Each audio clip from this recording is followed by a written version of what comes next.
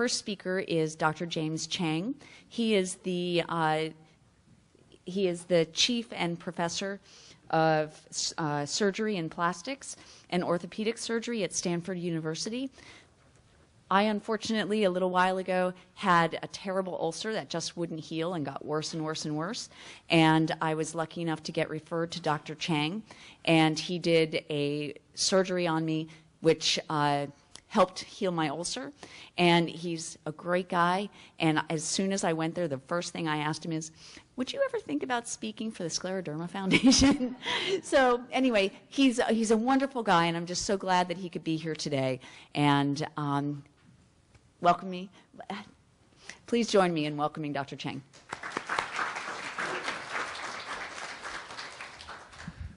Thank you, Jamie. It's a pleasure to be here. When she asked me to speak, I had no problem at all immediately accepting. And that's because I'm a hand surgeon, but I see quite a few patients with scleroderma, and I've had really great relationships with those patients. Usually they're really smart women or men in their 40s who really know what's going on with the disease process, and they're educated in the disease, and they all want to get better. So what more could a doctor want than to treat this type of patient? So it's a pleasure talking to you. What I'm going to talk about today is hand surgery in systemic sclerosis. I wonder if this, well, can we adjust the screen? I think some of the pictures are going to, well, maybe it's just that one. So I spend my time doing hand surgery, and this is an operation we're doing on a child. And I use this picture to show how important the hands are in everything we do. You can see in this picture here, my thumb is flexed here, and my other thumb is extended, and my assistant's finger has what's called a little tip pinch like this, and this one's hyperflexible. All these fingers are used in so many miraculous ways in everything we do. In this case, we're moving an index finger to make a new thumb. What I want to talk to you about today is the relationship of hand surgery to scleroderma and possible surgeries for scleroderma. I want to make you really educated. So we're going to start with a detailed analysis of the vascular anatomy, what the blood vessels are to the hand, how we examine a patient, how we assess the patient, and the common problems, not only for scleroderma, but what happens when a blood vessel is cut. And this is similar to the talk I give to our trainees, because I want you to know as much as possible about it. I do warn you that some of these pictures are graphic. If you have our handout and flip through them, they are graphic. That's why we do the talk before lunch, not after lunch. But I think this is an opportunity for you to see exactly what we do in the operating room, so I want you to see that. Okay, the key to this point of this talk is it's all about the blood supply. Okay, this is a patient, not with scleroderma, but a patient who had his hand amputated, and we have to put it back on. So without the blood supply, this is going to die, obviously. And what we do in the operating room is shown here, is this is right after we take the clamp, we fix the blood vessels, and we're taking the clamps off the blood vessels. And you can see that the ring and small finger start to pink up, and the hand begins to pink up and get back alive. So we're here taking the clamp off the artery, and now it's going to start flowing. And you can see that this is the skin that's folded back. We'll flip it back. These are the pins that we put to keep the bones together. We've fixed all the tendons and nerves already.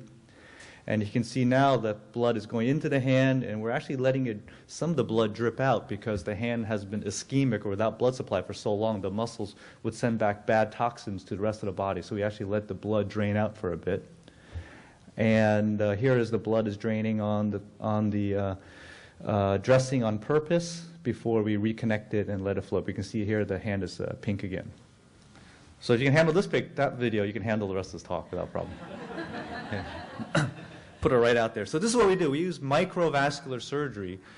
This operating microscope allows us to operate at things 25 times the normal size. So we can really blow things up in the microscope and operate underneath. And this is the view inside the microscope. This is a patient's ulnar artery. So each one of these lines is 1 millimeter. So it's about a 2 millimeter vessel diameter. So what we do is, under the microscope, we can tie these blood vessels. So these two ends of the blood vessel need to be put together, and we will tie probably about 8 stitches around it to make it look perfect. And so these instruments are actually watchmaker instruments for fine use. And here we are cutting the stitch. And you can see here is the open lumen, if you will. So think of this. We're going to talk a lot about what's inside the lumen. This is where the blood would flow. This is the outside of the blood vessel.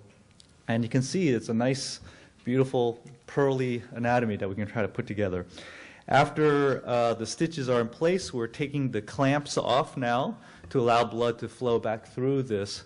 And these are special atraumatic clamps that will just crimp the blood vessel but won't crush it. And here you can see it's beginning to pulsate. And then now as I take off these other clamps, blood's going to rush through there and recreate this garden hose or tube that allows blood flow.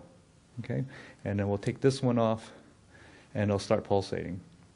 So this is a patient who had an aneurysm of his ulnar artery at the wrist.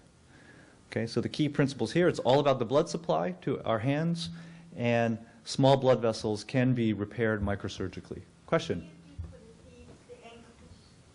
Yeah, sometimes we actually do it for the feet too. Some people who have decreased flow. Of poor blood flow, exactly, yes. So we do what's called limb salvage. We try to save limbs. And here we are beginning to just irrigate it, and then you can see all the little leakages stop over time. And these stitches will stay in place forever, and we'll just close up everything. I think we'll just show a little bit more when we dab it there to dry it off. And now it's beginning to pulsate there. And it's pulsating away, and this will just all heal up. Let's look at the anatomy, okay? So if you come down your arm, you have one main blood vessel called the brachial artery, and it branches off into two, which is the radial artery and the ulnar artery. And I think of these like 101 and 280 going up into the city, okay? So these are these two big blood flows, and then here's the city with all the little small streets that go into it. So in the level of the forearm, there's the radial artery and the ulnar artery. And then going into the hand, it's very important. The radial artery and the ulnar artery should create these arcades. And from these arcades, each blood vessel that comes off is called a common digital blood vessel. And these common digital blood vessels branch off into proper digital blood vessels. So again, a radial artery and ulnar artery come across and form these arches. And from these arches, these individual blood vessels come off, and then they branch off. Just like the branches of a tree, as you go more distal, they begin to branch more. In about 80% of patients, there are connections between the ulnar artery and radial artery, so they form this nice arch. Okay, so that way you have kind of a double system that goes into your fingers. But in certain people, they don't have a complete arch, so they don't have the superficial arch. And they have, in these diagrams, really different levels of incomplete arches. So in this patient, only the ulnar artery goes into the hand.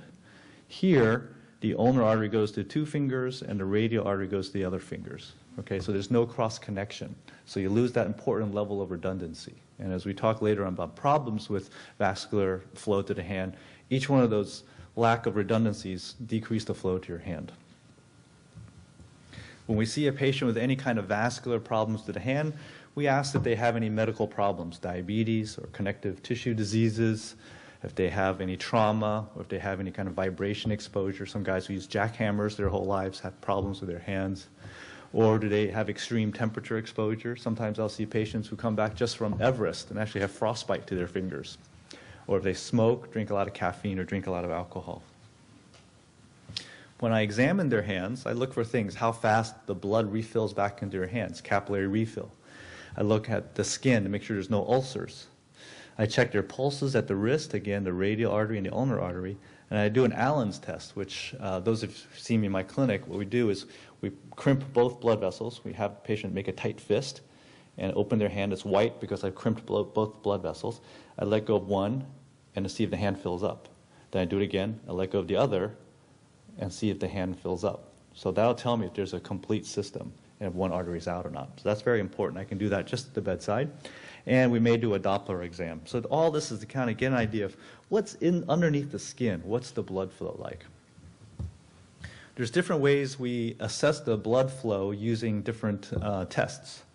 One is called the digital brachial index. You don't need to know the details of this, just to show you these are non-invasive tests where we check your blood pressure up here and we check the blood pressure in your finger. And if there's a difference, we know that it's better up here than down here, then there's probably some blockage along the way. We can do other things to also check non-invasively the blood flow from one place to another. Or we can get fancier progressively with Doppler evaluations to see if there's actually a flow. And this is a patient with an aneurysm showing this large flow here. But the gold standard, and what really gives us a roadmap, is an angiogram. And in this angiogram, what happens is a catheter is thread up into the big artery up here, and dye is squirted as the camera starts taking pictures, and it shows what the anatomy is like. And so a lot of the pictures I'll show are based on angiograms. And this is a patient with a radial artery that's intact, but you can see the ulnar artery is not working. Okay? We've done different studies, and we've actually published using different studies showing a CT angiogram where instead of putting it in the artery, the dye is squirted into a vein, and then the timing is perfected so that right when that flow goes through the heart and back down to the hand, the camera is taken in a CT fashion, and you can see blood vessel flow this way. But as you can see, it loses its resolution as you go further out. So an angiogram is still the gold standard. Let's take a look at a normal angiogram, because if you know what a normal angiogram is, when I show you other pictures, you'll see what's different. Okay? 280, 101, flowing well. Here's where they cross over near the airport, and they cross over again later on. There's many ways to get into the city. As you get into this, here's Market Street, here's Mission, et cetera, et cetera. They all go, and as you get further down, you go to each individual block and down to the fingertip. This is what really good blood flow looks like. All that redundancy is a spider web of blood flow going there. Everything is open. Here, a little bit less flow to the small finger, but still, this is what we call a normal angiogram. I also want to show you here, these are the common digital vessels, because this is where we'll operate on. And you can see here, they're nice sausage-like, thick blood vessels here. Okay, so let's start going over what happens to your hand with different injuries. First, with trauma, obviously, if you cut your wrist or something and blood vessel spurts, that's an acute arterial injury. Most involve the brachial artery up here, and sometimes we'll take these patients to the emergency room and quickly up to the operating room to fix those blood vessels, just like I showed you under the microscope. And here's an example of a kid with an interesting study. This kid had a laceration to his forearm, and the types of studies we can do to kind of peel back down into the bone. And you can see here's his brachial artery right here, and it's transected. And he has some collateral flow going across, tiny little blood vessel goes across the elbow that saved himself, and then his ulnar artery and his radial artery reconstituted down here. So he got lucky because he had a tiny little extra blood flow. So this is used to bring up the idea of what's called collateral blood flow. What that term means is if the main blood flow is out, there's still some back roads that can kind of wind around to connect to the main road distally. So if something's going on in San Bruno and 101 is closed, you can go down El Camino and go the back roads and hook up to 280 and then go into the city that way. Okay? So that's what's happening here. There's a tiny little blood vessel here that connects up. If he didn't have this, then he'd have no flow to his hand. Okay. Hypothenar-Hammer syndrome is caused in workers, usually male laborers in the 5th decade, and they have similar findings to patients with scleroderma. They have pain, they have cold intolerance, they have numbness and weakness, but they have a mass right here. And what happens is they keep banging if they're a construction guy or they work in a tire shop, they keep banging their hand to put on a hubcap or something over and over. So they keep banging where that blood vessel is. And that blood vessel is right next to a bone, so when he bangs it over time, it's like this. He keeps banging it, and what happens is the artery thickens, the inside of the artery gets disrupted, and then it begins to thrombose. Okay, so this is pertinent when we talk about scleroderma also, because what happens once you get this thickening and deposit and it's thrombosed, it's hard to do anything about it. This is a patient with hypothenar-Hammer syndrome and a big aneurysm. Okay, now that you've seen a normal angiogram, you see what this is abnormal. Ulnar artery looks good, but it's got this huge aneurysm here, okay? And luckily, he has a little bit of blood flow going distally that begins to peter to his fingers. We don't see that high level of blush we saw at the fingertips in that other patient, so he's barely getting enough blood flow to his hands. his radial artery is not working too well. He's one of the unfortunate guys that doesn't have a connection between his ulnar artery and radial artery. So instead of having those arches and arcades, he's living off this blood vessel, and as this begins to clot off, he'll have no flow to his hand. So we have to take him to the operating room, and this is what his palm looks like. Here's that blood vessel. Here's the other end of the blood vessel. This is huge aneurysm here. It's basically a clogged off blood vessel. So we'll actually cut it here, and then reconnect the blood vessel using the microscope. And here he is afterwards with the blood vessel reconnected. Okay, you can have other types of aneurysm. Here's another gentleman who came to see me with a big aneurysm here. It's all distended, and so we would take a vein and reconstruct it using a vein from his leg, shown here. And this is a child with an aneurysm, a big aneurysm of his brachial artery. So this is a high-stakes thing because his brachial artery is the main flow to his hand. And if this blows out or has any problems, he'll lose all the blood flow. So we'll take the kid to the operating room. And here's the angiogram showing the aneurysm. And we'll reconnect it. And here's what it looks like afterwards. Just a very, this is a vein from his leg also. Yeah? What kind of sensation is this patient feeling? During the operation? No, that gives an indication that something's wrong. Nothing. So the parents astutely noticed that just this huge mass that's pulsating away there. Yeah, but had no problems because the blood was still flowing, luckily, yeah. Okay, so now we get to vasospastic disease. Okay, this is the heart of the matter. And what we know is that with vasospasm, that's when the blood vessels begin to crimp up. That causes pain, cold intolerance, and in worst case scenario, digital ulceration and gangrene. The key point here is that I think of the hand like the heart. Okay, so if you have decreased blood flow because you have coronary artery disease, you have chest pain. So when patients have pain in their hand, you know, many of you may know that deep aching feeling in their hand, okay, you're having a heart attack in your hand. That's what's happening. The blood flow is not enough, and those muscles have a normal amount of metabolic activity. So when muscles in our hand are supposed to be there, if the muscles don't get enough blood, then it starts to ache. Just like your heart's a big muscle. If you don't have enough blood flow, it starts to ache. So I tell my patients with scleroderma that they're feeling like it's a heart attack, and then they get it. They go, yeah, that's what it feels like. It's this deep pressure pain. So they can have cold intolerance also, as well as digital ulceration and gangrene. And the reason why is because of a couple of reasons. One is that the blood vessels aren't there properly. There may be some blockage here. Or they have inappropriate vascular control, but really it's a combination of both. What inappropriate vascular control means is for some reason those blood vessels are more susceptible to the effect of the nerves around it, so they like to vasoconstrict more. Usually if you go into the cold and you don't have scleroderma, the blood vessels crimp up like anyone does, and after a while you warm it up. But in scleroderma, that rebound phenomenon doesn't happen as quickly and as well. In Raynaud's phenomenon, what happens is there's 3 stages. First, the fingers are turned white because there's no blood flow. Second, they turn blue because the blood flow that was there stays there for a while and doesn't drain out as fast.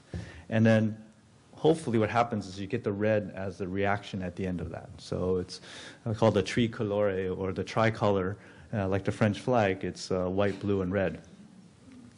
And take a look here, because what's happening is as it gets down to this level, this is normal flow. It just branches off. This is what the cross-section of the artery should look like. And blood should just flow like a garden hose right down the tube. Yes?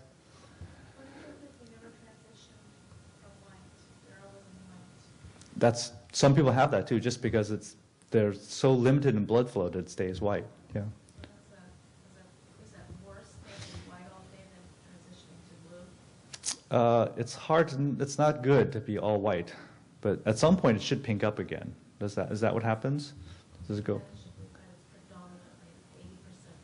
Yeah, that's very decreased flow. If it's white, it just means that there's not enough blood going down to the hand. So I don't know the difference between that. You may not notice it turns blue And every patient is different in how much they're constricted in that. But having it white, a lot of time, I bet you it hurts too. Absolutely. Yeah, White is the most painful for me. absolutely. And that's just because that's where there's no blood flow going to your hand. And that's where I've done the same day. Yeah, yeah.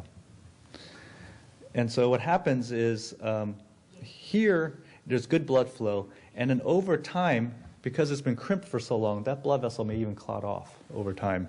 And here you can see the decreased lumen, or decreased amount of blood going through there.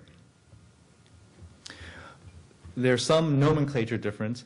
Raynaud's disease is different than Raynaud's phenomenon. I don't know if you've heard that. Raynaud's disease is if there's no other underlying connective tissue problem. Okay, and that's a rarer entity, and those patients, they have all the similar symptoms, but it's only without an underlying diagnosis.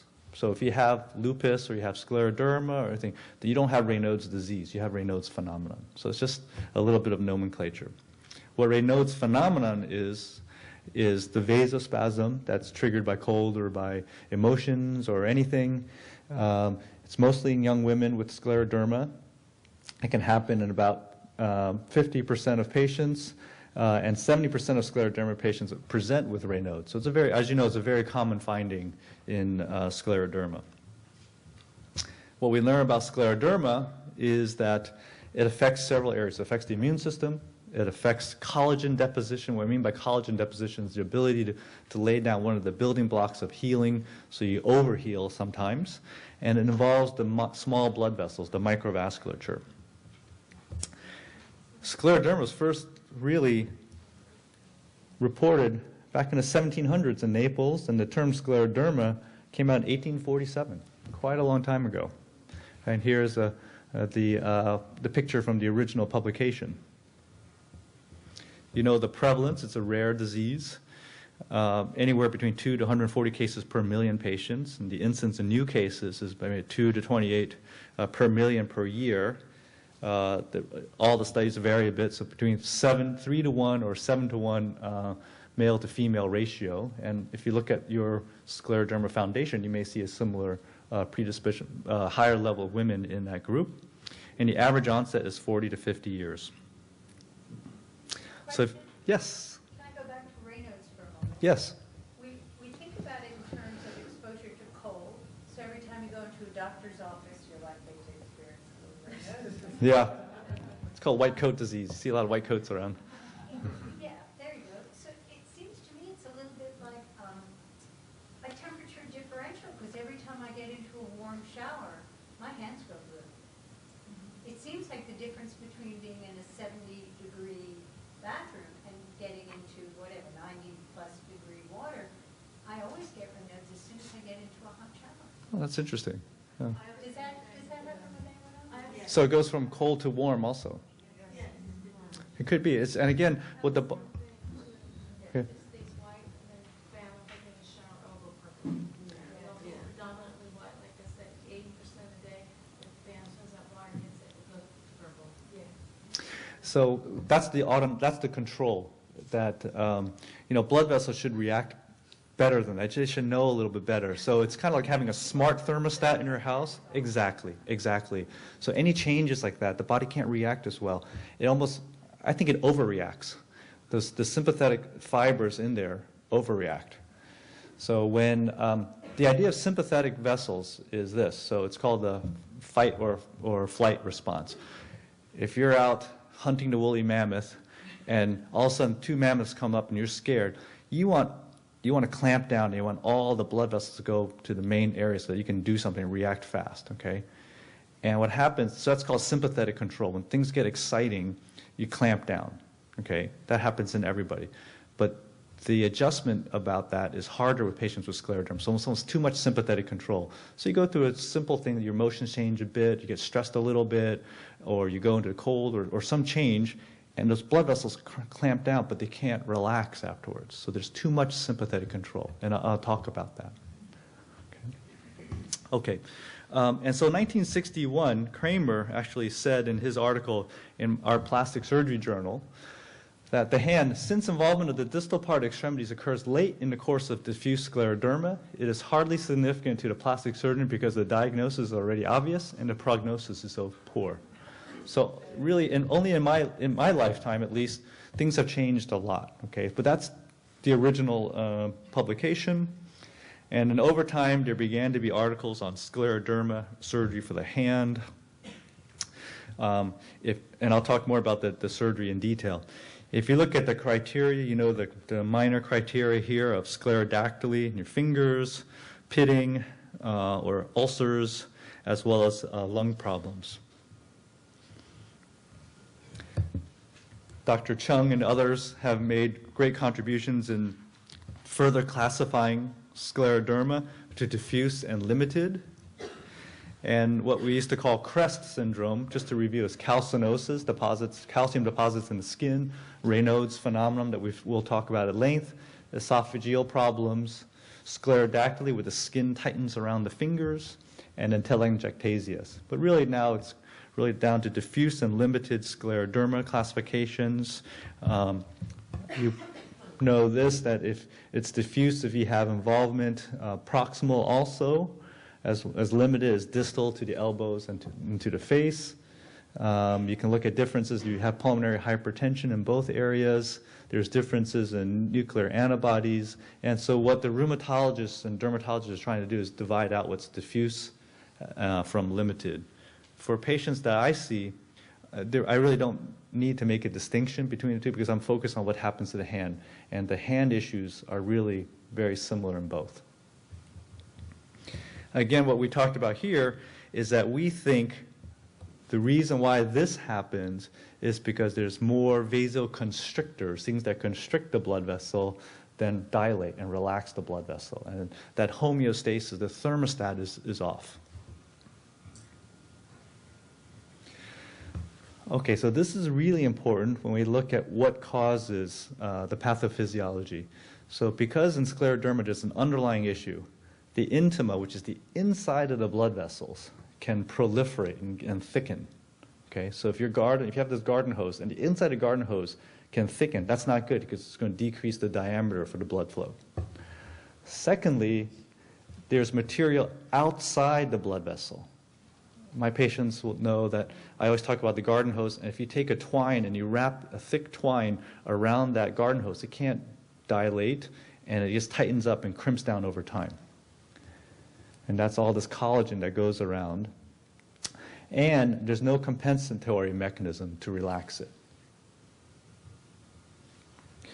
If you look at what happens in the hand, you can get ulcers on the back of your PIP joints. I know our therapists will talk at length this afternoon about different treatments for these, but the skin can tighten and show ulcerations here because you're banging on them. And then proximally, where you call the knuckles here, it can hyperextend. So this is the classic posture. These joints hyperextend and these joints flex down, which really limit hand function. You can develop ulcerations at the tip, and it's at the tip because that's the last stop at the end of the road for these blood vessels. And you can develop calcinosis, or calcium deposits, as shown here. So those are three main areas: these joint contractures, the ulcerations and the Raynaud's and the pain, and then the calcium deposits. Let's talk a little bit about surgery. And please interrupt me if you need to at this point. We'll talk about different treatments for surgery. Here's where we really begin to focus on hand surgery itself. And this was a pretty good paper. It was written in 1999. But talks about things you can do for scleroderma patients in terms of hand surgery. One is if these joints, the PIP joints, are hyperflexed down, that's a very poor position to function in. We would definitely want the fingers to be out like this more. It's very hard to go into the operating room and just stretch on them. That's not a good thing to do. What happens if you just stretch on those joints? Well, it's rock solid. You may even rip those blood vessels and cause more damage than good. What you need to do is have a controlled surgery, which is an arthrodesis. What that means by that is fusion of these joints, so that these fingers don't bend anymore, but that they're fused in a better position. Okay, so instead of each joint down like this, they're fused in this position so that it's more functional. Okay? And that should be done in a very delicate way by opening up the back of each finger, where sometimes there's an ulcer, shortening the bone a little bit, cleaning up everything, and putting some wires, and those bones will heal in that way. Those wires will stay in until the bones heal. Question? At what point in the scleroderma cycle do you consider this kind of operation? That's a really good question. So for joint fusion, the patients tell me when they're ready for it. If they say their fingers are flexed like this, but I'm doing everything, I'm good to go, not a problem. If someone says, I just can't do things around the house like I used to, and my fingers are so bent, I just wish they were out more like this, then I'll say, would you want me to get those fingers out more by doing an operation to fuse those joints so they're out more like this? You'll never be able to bend them. And some of them think, well, I have a little bit of motion, I like that. Then I'll say, don't do it. But a lot of them say, I don't bend at all anyway. My fingers are down like this. I just don't like the position. Then I'll say, well, then you should consider fusing them. Once you fuse it, you can't go back. So if you have some motion and you like that motion, then you don't want to have the operation. Does that make sense to people? Yeah. Yes, sir. Is there no surgery that brings back flexibility? No. There really isn't, because the little joint, and we say that patients with arthritis too in these joints don't do very well with implants. And the skin is usually so tight that people try to put in joint replacements. Usually they'll squirt out or they'll break down and they'll have a problem. So it's not a very good operation. The other joints are a little bit different. So we're talking about these joints here, these distal joints here. Okay? So fusion is by far the best operation if you need it. The next is the MP joints, which are these joints here, okay, the more proximal joints. And people have tried implants for these. So there are some implants for these because you don't want these joints, if you fuse them, they're actually in a good position. You can be very functional with them. You can do a lot with those hands with that. These joints, if you fuse them, then you can't bend at all here. That's more debilitating. So we'll try to put in an implant sometimes. And in these joints, they're bigger joints, so they tolerate an implant better. In most patients with scleroderma, the skin gets really thin here and it's thicker here, so there's more give here. So in those cases, we may recommend an implant. It's done by taking out the big head of the bone and the condyle and then shortening it a bit, but you put in a little spacer in there, and that may give you some motion. However, this is also fraught with complications too because of the skin breakdown that can occur. The third part of the surgery is the calcinosis. And there's two types of calcinosis. There's the hard calcinosis, which will gently open up the skin, remove that. It's like removing a pebble in your shoe. It can be very painful for patients. We'll remove that and then close up the skin gently and hope the skin heals well over that. And there's the other type of calcinosis, which I tell my patients it's like toothpaste. It's thick toothpaste. And it goes all over the tissue. So it's like toothpaste. If you spill toothpaste on a rug, it's hard to get out. But what we do in surgery is we make an incision and irrigate it out and try to scrape as much as we can out and then keep irrigating it, just like trying to clean up something off the rug and then close up the skin. We can't take it all out because we don't want to injure the important structures that are there. But sometimes that helps patients. Sometimes that calcinosis is very painful or just limits their function quite a bit.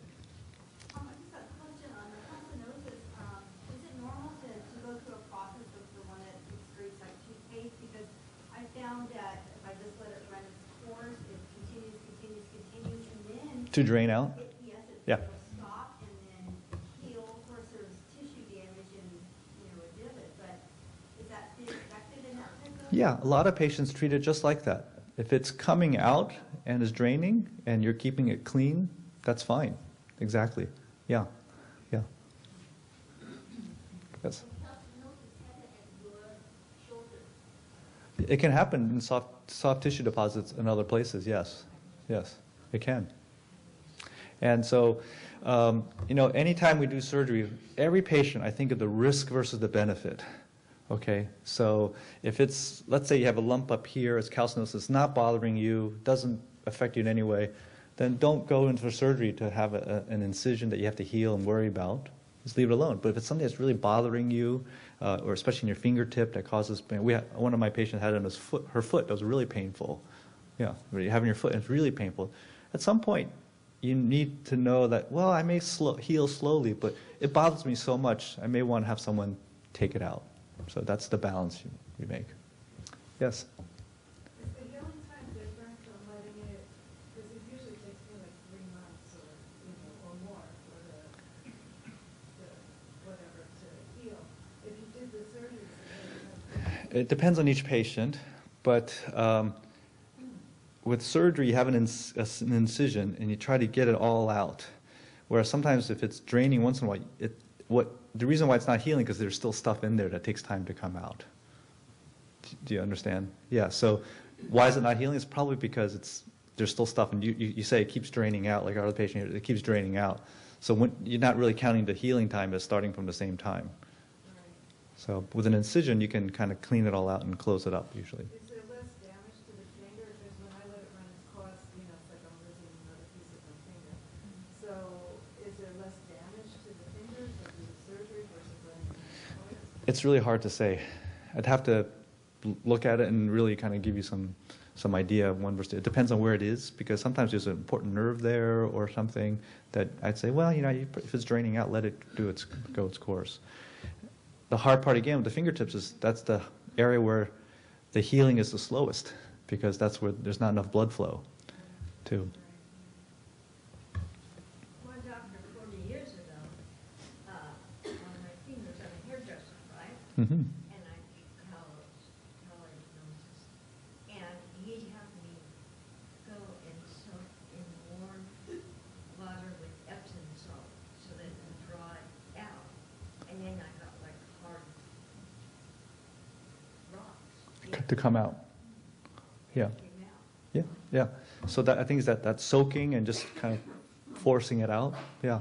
We don't do much different in surgery except we open it up more, and then it won't hurt because your hand will be asleep and it can really scrape it all out. Yeah, that was before I lost Mm-hmm. Yeah, that tip. yeah. Yes? I missed something somewhere. It's the cause of the contracture. Is it the lack of blood flow, or is it the fact that you have a calcium deposit due to injury makes it contract? I didn't understand. It's neither really. It's the skin tightening. Skin type. Yes, the skin tightening causes that. So calcinosis is one thing that happens. It's the inflammation and the extra collagen. It's more scarring, and this is when things tighten. This is an unfavorable position, the hyperextension of those joints and the flexion of those joints. So, and then in that bad position, you have more predisposition to have little ulcers up here, and then it doesn't heal as well. So it's a vicious cycle of all those things too. I thought it was the lack of circulation and you injured it. Maybe bumped it just lightly, but bumped it and eventually bumped it. It's all those things. It's a big continuum because that makes it worse because you bump it and there's poor blood flow and the body tries to heal it with more scar tissue, and all these things happen. Yes? One symptom you didn't mention to the renal phenomenon, and that was swelling. One of the things that I noticed is that after, a lot of people said that they have pain when their fingers turn white. Mine, I don't have any because I don't feel a thing. I get they turn white, they turn blue, and then they swell. And they just swell up to 3 times their size. Yeah. And then I can't use them at all. It's like having a glove on. And the question which I'm trying to get at, is that the swelling from the renal, of the blood vessels swelling? Is that the muscle? No, I think that's generalized inflammation. So what inflammation is basically the body reacts more and sends a lot more cells and fluid there. And when that happens, everything begins to plump up. So it's in the soft tissue too. It's not necessarily in the muscle, it's not in the blood vessel, but it's everywhere in the finger. Yeah. It may be. It may be your body says, gosh, I don't have enough blood flow for a while. I'm going to react and send more inflammatory cells there. And then as a reaction, it swells up. So again, a couple things. One is more collagen being laid down, more scarring, decreased blood flow, calcium deposits, all these things. It's a vicious cycle that goes around and around, and each one affects the other. Do you have a question? No? Okay. Hi. I've had calcinosis before trying to do 3 fingers. They removed them. Finger pattern was the only way in. Is that common? Yeah, because at the end of your finger, just like I showed, the blood vessel begins to arborize. The nerves begin to arborize too. So those pieces of calcium may be sitting on little tiny nerve endings, and when you clean them out, they never come back. Sorry? Yeah, but by scraping out everything, you're right near those little those little nerves too. And then over time, yeah. Yes?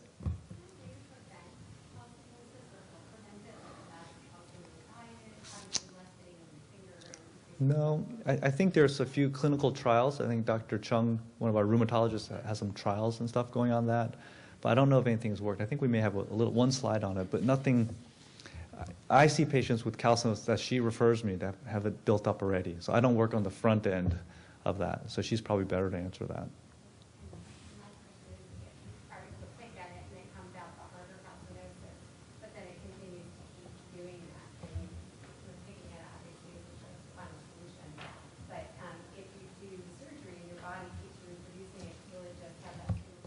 It can, and sometimes it doesn't. Depends. For some reason, some patients have a lot built up. They come, we clean it out, and it may recur in different places, but not that place. It's really weird. Some places you get it, and some places you don't. A lot of times, I think, if you have some there already and you're just picking it out, you're getting maybe 40% out instead of 80% or 90% in the surgery, so it can build up again. So it's hard to know where it started from. Okay. Okay, so that's the calcinosis part. And based on this paper, based on a high degree of success coupled with a high level of patient satisfaction, the traditional but ill-founded concept that surgery is a last resort and high-risk treatment option should be abandoned. So it begins to shift a little as people understand the disease a little bit better. These are these PIP contractures we talked about, and you can see the idea is to get them infused into a better position. And it turns out that you can do surgery and get most of these to heal. People thought that, these patients won't heal diffusion, but they actually heal the bones into a better position. So there's no cases of non-union. Okay, so let's talk about the ulcers and the blood flow now. Okay, we talked about the joint contractures. We talked about the calcinosis. Let's focus really on the Raynaud's and the ulcers. So hopefully your doctors have talked to you about these types of things, the non-operative treatments. Environmental modification, some medical therapy, which we'll point out, biofeedback or relaxation techniques, pain control, and we'll talk a little bit about Botox. And then for surgery, we'll talk about what's called a peripheral sympathectomy plus or minus vascular reconstruction. For environmental modification, you guys all live in California, so it's not as big of an issue, but no smoking. Most people don't smoke. Avoidance of cold environments. A lot of people walk their dogs in Marin County or something in the morning. It's really cold. You really have to avoid that or put on lots of gloves and just prepare. Again, the thermostat analogy, you have to really understand when you need to do this. Eliminate activities that precipitate symptoms, gloves, hats, and scarves. With biofeedback, some of my patients really feel this helps, an ability to kind of de-stress themselves a bit. And medical therapy, a lot of patients are on aspirin to decrease clotting, so just a light baby aspirin a day. Calcium channel blockers, nifedipine, is still the first line of treatment. What that does is it prevents the vasoconstriction of the blood vessels. And there are lots of other options, and that's what we're finding. Everyone is really striving. I know your foundation donates a lot of money for different research grants and everything, and that's what people are really trying to find a way to have a medical treatment for that works. And so there's lots of different agents that are used. Your doctors may try these. I know that Dr. Chung, our rheumatologist, has a trial on this medication. If you look at some of the studies, calcium channel blockers, they looked at all the different studies, and it's shown in 8 different randomized controlled trials that there's significant clinical improvement with the nifedipine, the calcium channel blocker. So that seems to work, and most patients tolerate that pretty well. There's different drugs like prazosin that shows some benefit. There's a positive response, but there's some side effects that are related to that. And many of my patients say these drugs kind of slow them down a bit with stuff. Botox is an area that's still we're working on. In this case here, in this study here, there were 26 patients with a follow-up of 18 months. 11 of the 23 ulcers healed with Botox, and they seem to benefit from this. Right now, it's still unproven. The other issue is that insurance companies don't allow the payment for this. It's quite expensive. And so there's kind of these, when something new happens in medical literature, there are a few case reports and a few small studies, and what's needed is kind of a really big trial to show that it works. As you know, Botox lasts about 6 months. And so what we need is really 1 or 2 great papers, classic papers that we can show to the insurance company to show that it works. Otherwise, it's very hard to get coverage. I've had a few patients get shot down on their payment for this. Yes? What's that? Well, we have to, this is obviously something that's near and dear to my heart and I'm thinking of, is, we'll talk about later, we need to have some objective data that shows it gets better. Right now we say, the patient's ulcer healed, or they increase in blood flow. So we're working on some types of non-invasive tests to show before and after and over time to do that. And we need to get a certain number of patients to try this and do this. So it may take us getting a grant to get the medication covered for patients and stuff like that. Sorry? No, you just can't show 1 or 2 isolated cases. Yeah, exactly. And so this is actually one of my friends, Mike Neumeister, and he feels it works pretty well. Again, it doesn't last all the time. Yes? Say something about the class of drugs that is Cialis, Levitra, Viagra, because I know they've been used with rheumatoids for some time, and for me, and it's recent, it's changed things radically. So, not much, because Dr. Chung follows all the patients with a non-operative. Some patients love it. Some patients feel it makes a big difference. Some don't. There haven't been any big trials, papers yet. Yeah. And I think because systemic sclerosis, scleroderma, it is a wide spectrum of patients that have it. Yeah. But so what we urge is to work really well with a rheumatologist somewhere in the area, in the Bay Area, who can have you try these drugs, because it may be different. You may need to go through a few of these drugs and see what works for you. Okay, let's talk about the sympathectomy surgery. Before, they would do the sympathectomy up here. So your sympathetic nerves run along with the other nerves, and they go around each blood vessel to control, that's the thermostat. It controls how much it clamps down, how much it relaxes. Okay, so that's what most people don't know, is that these nerves actually go around the blood vessel. So they first tried blocking the nerves up here, getting the sympathetic nerves up here. But what we learned from the disease, it's not just the blood vessel, the nerve control, but it's the fact that each blood vessel can have scarring around it. So if you do the sympathectomy up here, it doesn't affect each individual blood vessel. So what we began doing is what's called a distal sympathectomy, or down into your hand. And again, I think this is a really good picture because it tells you the 2 things. 1, the little branch of the nerve that actually goes to the blood vessel. And 2, this twine that gets wrapped around each blood vessel that has scarring around each blood vessel. These are some of the people that have really worked on this. And you can see really it's only since the 80s that this has been really done. And honestly, it's only done in a few centers because of the surgery. Adrian Flatt talked about sympathectomy up in the fingers here.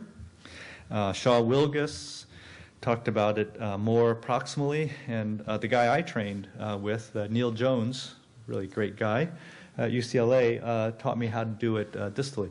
And it's always that collaboration. He got interested in this because there's a famous scleroderma doctor in Pittsburgh called Dr. Metzger, if you read some of the papers. And so Dr. Metzger would have a lot of patients with scleroderma go see him. And then when the patients that need a hand surgery, Dr. Jones was there to do the hand surgery, and they developed this collaboration and they learned more about it. Similarly for me, once Dr. Chung, Laurie Chung, came to Stanford, is known for this, then she began to refer me patients, and we developed a working relationship. That's how things happen in medicine. Not every hospital has that set up, and you kind of learn from each other. So those patients went to see Dr. Jones from Dr. Metzger, and he really said this, which is very important. Periarterial sympathectomy decreases inappropriate arteriovenous shunting for thermoregulatory control and results in an increase in nutritional blood flow to the fingers without increasing total digital flow as reflected in digital temperatures. So it somehow brings more blood flow to the fingers. Okay, so here are the most important slides. Okay, I tried to break it down for the surgery. So we got to address what's wrong with the blood vessels. Hopefully all the groundwork we did up to this point in this discussion, showing you the anatomy and everything, will help you with this. One is the increased sympathetic tone leading to constriction of the blood vessel. That's number one, the problem that happens in scleroderma. So how do we treat that? We remove the sympathetic fibers from the nerve. So here are these sympathetic fibers. We actually detach them from the blood vessel. Two, there's scar encasing the blood vessels. What do we do there? Well, we remove the scar in one area that's surrounding the blood vessels. We strip the scar off the tissue. Okay? When Dr. Flatt first described this, the first old bald guy with white hair. I hope you're not filming this because I know Dr. Flatt. Anyway, he would do it down here in the proper digital vessels, about here, to 3 or 4 millimeters, just a little bit here, okay, in each finger. Since then, Dr. Wilgus began to strip closer down the finger, more proximal, and what's usually accepted now is instead of going into the fingers where it's riskier and less benefit, go where the money is and go into this palm area and get the whole arch and each individual blood vessel coming off. And the wounds actually heal better here. If I cut out here, as people with calcinosis, it's harder to heal. So go here where it's easier to heal too. Okay? You like that, huh? Yeah. Yeah. And so the better results are also found by adding some stripping over here too. And here's again, we go into palm. These pictures always look back because we fold back the skin, but we close it back up afterwards. You can dissect here and find the arch as well as the common digital blood vessels. And you strip the nerve off and you strip this cuff around it. Dr. Komen talked about coming down here, getting the radial and ulnar artery too. Why not? While you're here, this area heals real well. Open up this cuff here. Okay, and so that's really the operation now. You open up here, over the radial artery for 3 centimeters, over the ulnar artery for 3 centimeters, make a transverse incision in the palm, and clean out those blood vessels too. Okay, so those are the first two things that are wrong in the blood vessels. The third thing is that the vessels, it may be late. The blood vessels are clotted off due to long-term constriction. I talk about stuff being built up inside the vessel, the stuff crimping the vessel, and the whole vessel swelling. So sometimes it's too late and the vessel completely blocks off. Okay? So if it's blocked off, then I may have to put in a vein graft or go from one place to another to bring more blood flow in, if it's possible. And I'll tell you later, that works great if it's possible. A lot of times it's not possible. And lastly, if there's fingertip ulcers, while the patient's asleep, we clean out all the stuff and allow it to be a healthier bed to heal. So those are the 4 parts of the surgery, what we do. The stripping the blood vessels, disconnecting the nerves, bypass if needed, and then cleaning out the fingertip. Again, these are the 4 steps. This sympathectomy, the removing the scar tissue, the bypass graft, and then debride the non-viable tissue. When do we do this surgery? And this is an evolving area. Usually, I do it if a patient has chronic ulceration or severe disease that threatens the digits. Okay, that's our initial indications. If we're worried about patients losing the finger, then that's when they need to have it done. So some patients come see me through the emergency room. They've been admitted to the hospital, and they're really going to lose the digit. That's a pretty easy decision. Also, if patients have unremitting severe pain.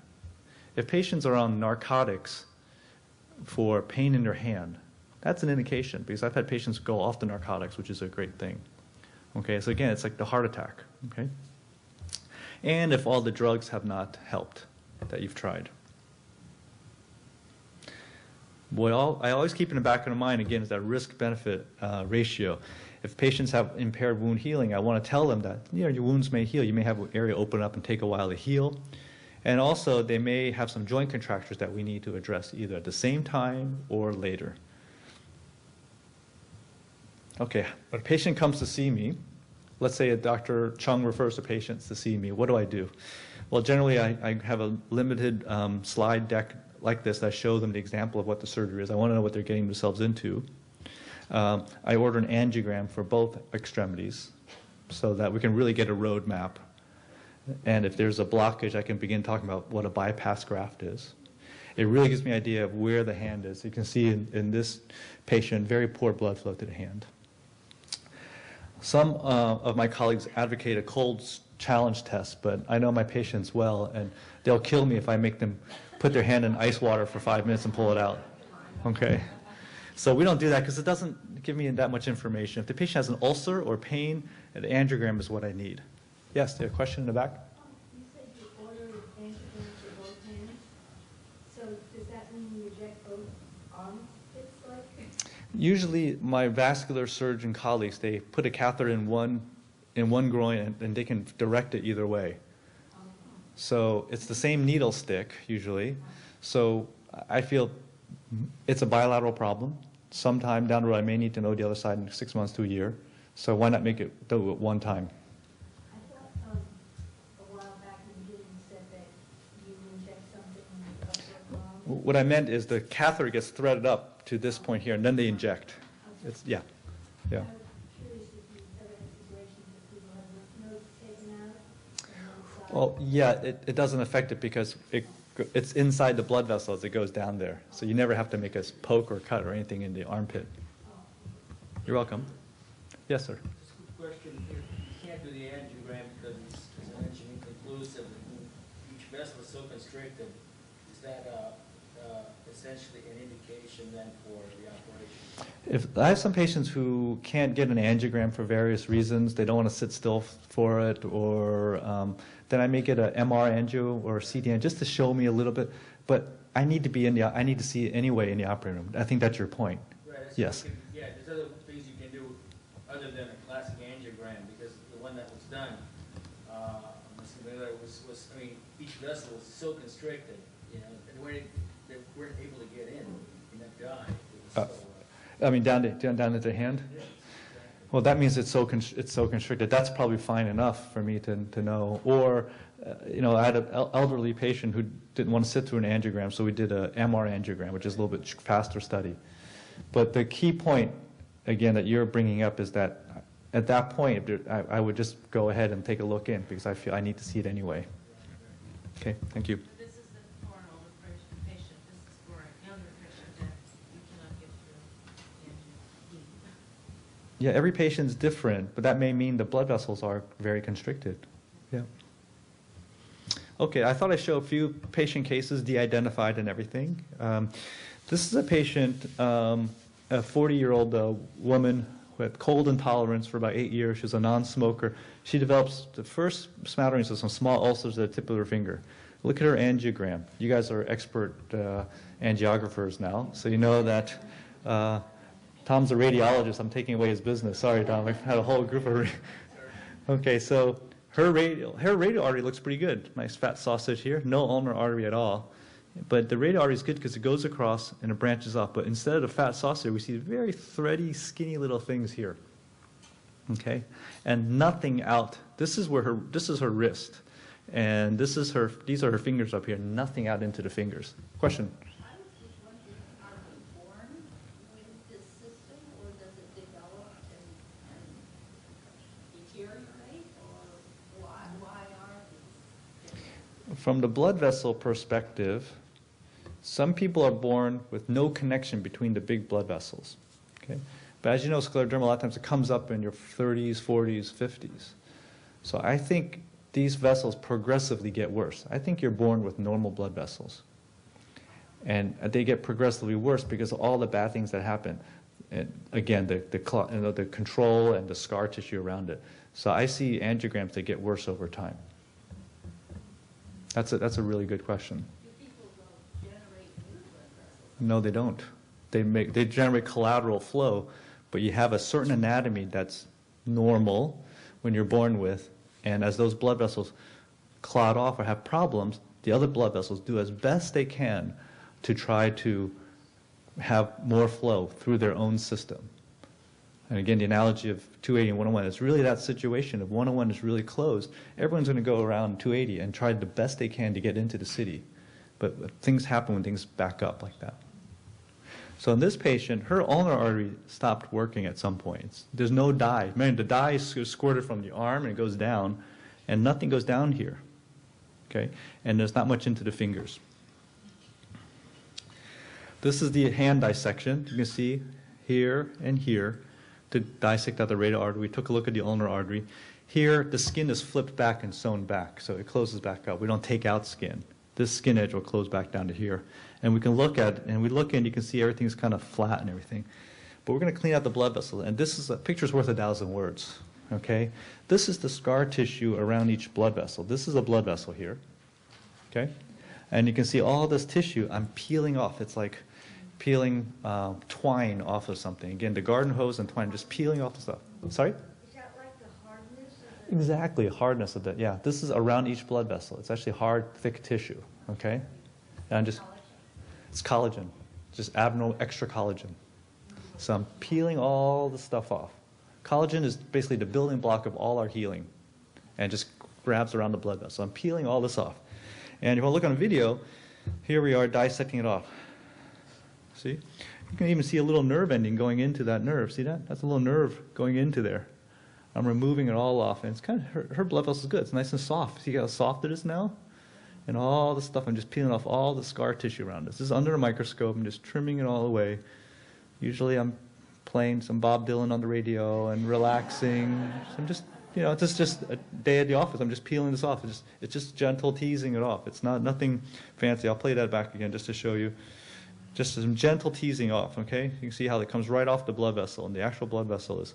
I'm happy in this situation because I know this is a good blood vessel. Sometimes I go in there and the blood vessel's not working anymore, and it doesn't help then. See, I'm just teasing it off like that.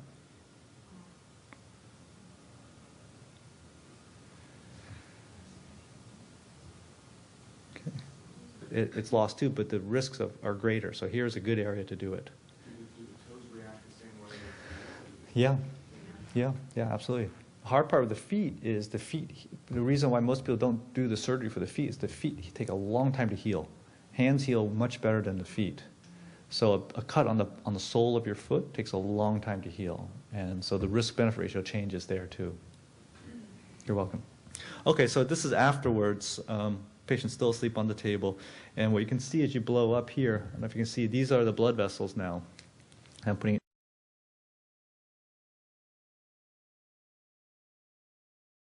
and they're good again.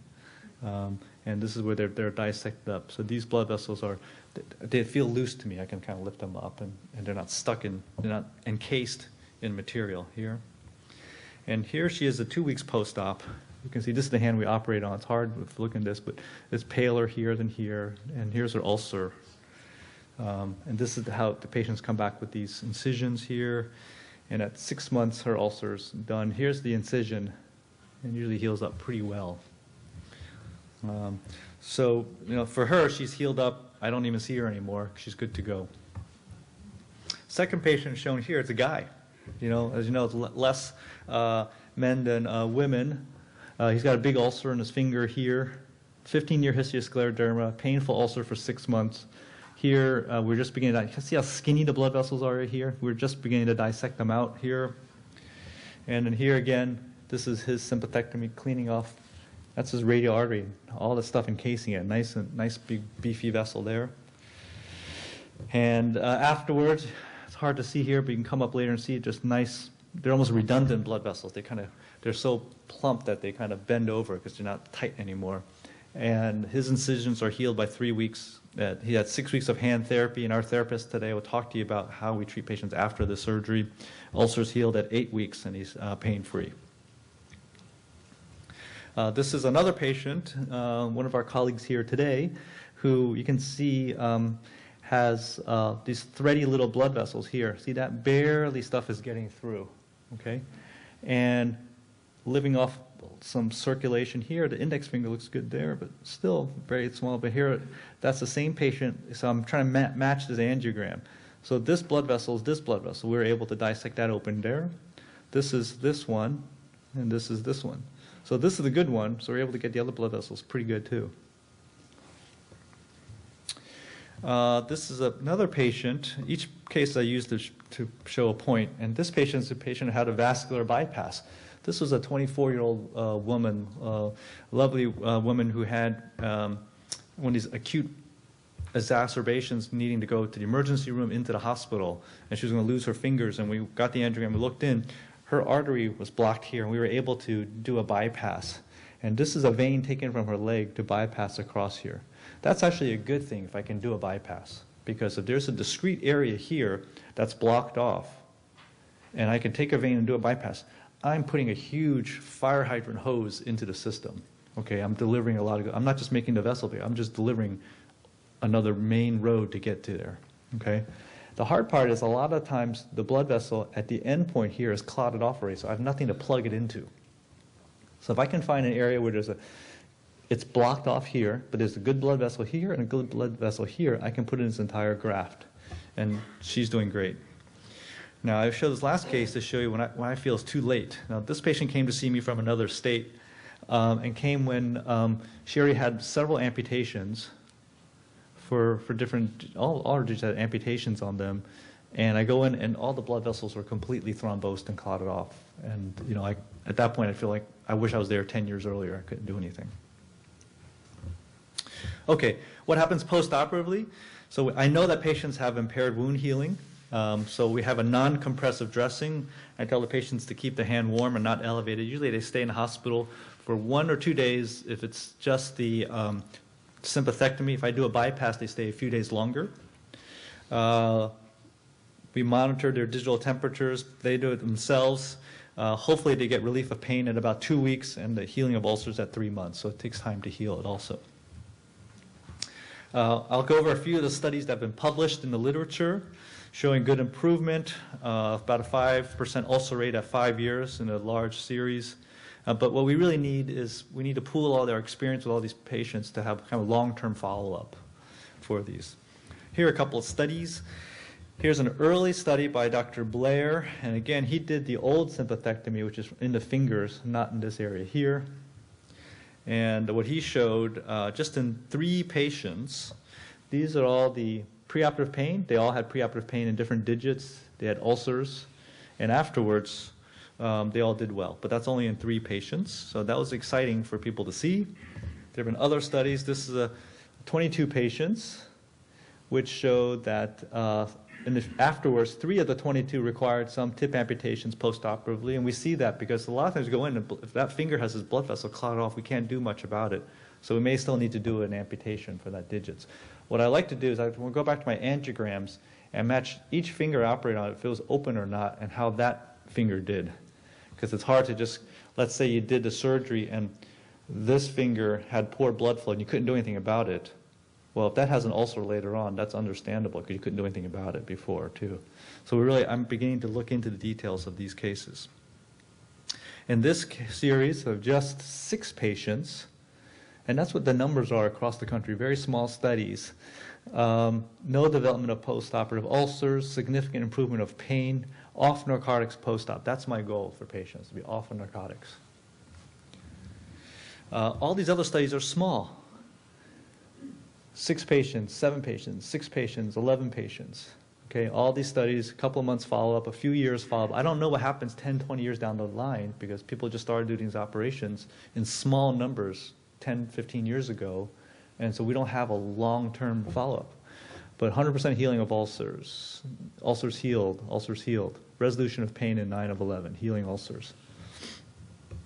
Our Stanford experience, I've been doing this from 2003 to 2013, about 10 years, more in the last few years because Dr. Chung has referred me patients. 26 patients, 26 cases. I did a sympathectomy, all 26. About 5 of these patients had bypasses. And I'm starting to review the cases, and we had to do further ulcer debridement or tip amputation in 3 patients. And patients, well, they'll still have color changes. This is not a fix-it-all of everything. They'll still go through cold periods and they'll still have the Raynaud's because it's still involved. But hopefully they get rid of the pain. And what we need in the future directions I've talked about is really long-term follow-ups of large numbers of patients with this. We have to know where Botox fits into this paradigm. As you know, should we use it as the initial treatment or should we use it after the surgery? We don't know where to put it into the armamentarium. I'm beginning to use a new system called a SPY system where we can inject through a vein some dye that will show how the hand is perfused. So it'd be great to have my patients with this have this done beforehand and even afterwards at serial visits to see how well this sympathectomy really works. If I could show patients these changes over time for the next patient, I think it'd be really beneficial for them to see. And what I really wrestle with, and some of my patients have helped me with this, is do we do earlier surgery to prevent thrombosis? Are we intervening too late in many cases? Should the indications for surgery be the first time you get an ulcer or hand pain that causes problems? And that's what we don't know. If you look at this graph showing a big blood vessel to a smaller blood vessel, in early surgery, let's say a patient has a diagnosis with scleroderma, well, then the risks may be greater than the benefit at that point. The risks of surgery it's still surgery. It's still a big-time thing to do. There's wound healing issues. There's time off from work and everything like that. Do we know what's going to happen? What's going to happen to the blood vessel 10 years down the line? Okay. Maybe we can prevent thrombosis if we intervene early. We don't know that. We used to do this. We only would operate if it was almost too late. If a patient had recurrent ulcers, they'd come see me. I'd go in, and sometimes I'd operate and see those blood vessels, and they're clotted off. I knew I was too late. That one patient I showed you, it was too late to do that. We're beginning to shift this back. I'm beginning to think if a patient has pain that needs narcotics, they're having a heart attack, then it may be a better time to intervene. Because if the patients that I've done, like that first patient I showed, who had big, beefy blood vessels afterwards, they're gone. They're finished. They're out of the system because they don't need anything anymore. Question? Do you have an upper age limit of when you would do surgery? Does that also affect the study? No, I don't have an upper age limit. It really depends on other medical problems. So I have a careful anesthesia screening if the patients have lots of heart problems or something. I have a 85-year-old patient with scleroderma who has lots of other medical problems. So I'm wrestling with that right now.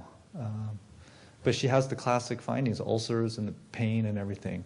So these surgeries can be done under a regional block where the arm is asleep, but you don't have to be asleep for a long time. So that helps make things easier too. So that's good that you asked that because that's the patient I keep thinking of right now. Yes? Can this be repeated? Great question. So far we haven't repeated it because we're going in, and that's why we don't do it. We haven't done it earlier. We kind of saved that surgery. We feel like you can't go because you're dissecting through scar and everything gets harder to operate on. So I have not gone back in. So Yes. how long do you expect this to last? We don't know. We don't know. Yeah.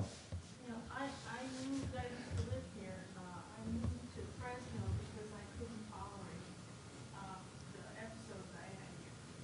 And went like 5 months in the summer in Fresno. And like even just staying here for a little bit, I'm freezing up. Because my Raynaud's, I think, goes all the way up to the knee. You know, and even I think I even have popped blood vessels in the thighs. So my whole legs hurt. Mhm. And my whole arms hurt.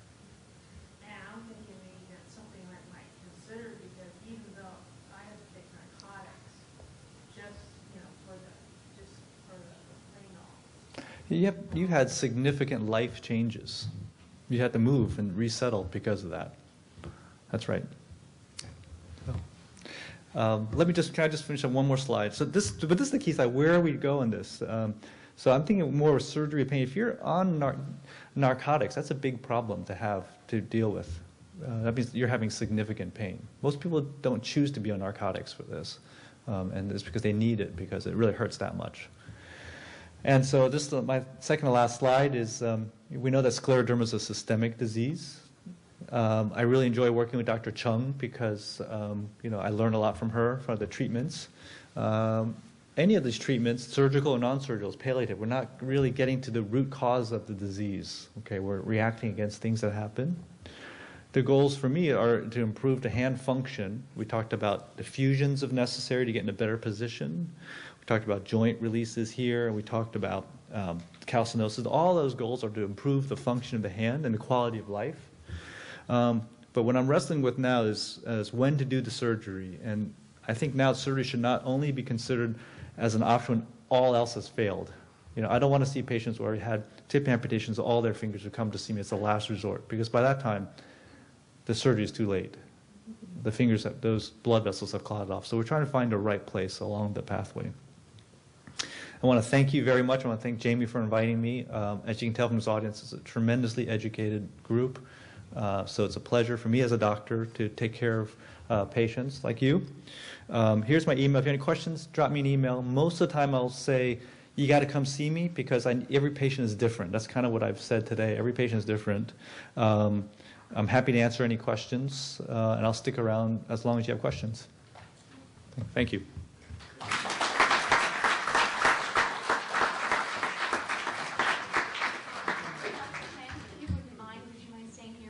Absolutely. Absolutely. Microphone. So if you guys could share this microphone, that would be great. Yes. Go back to how to get your contact. Oh, sure. Sure. My email is James. It's actually on your last slide there, I think. It's not on there? Oh, okay. It's James Chang, JamesChang, at stanford.edu.